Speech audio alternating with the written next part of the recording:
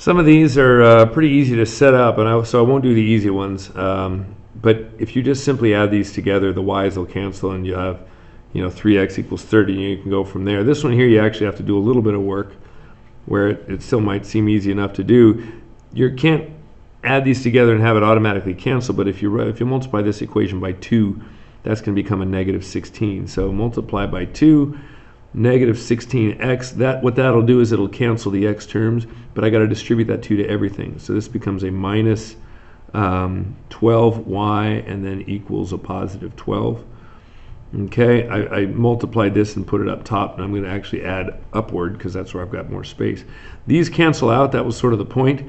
This becomes a negative 22y, and that's equal to a positive 22. Easy enough. Divide by negative 22, you get y is equal to negative 1. So you get y equals negative 1. You can plug it into anything, really. I choose to plug it in here because, again, I have space.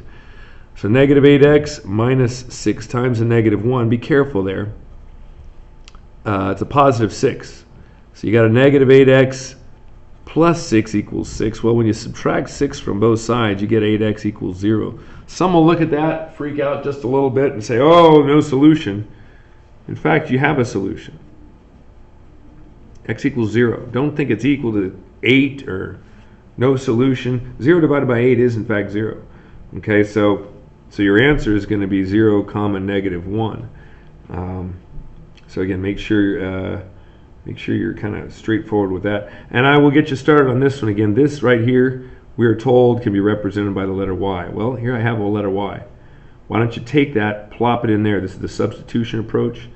3x plus a negative 8x, sorry, negative 3x, minus 16 equals negative 5. This does come out to 2 whole numbered answers. I would ask you to combine your like terms. Eventually you'll add the 16 to both sides, solve for x, plug it back into here, solve for y. Enjoy.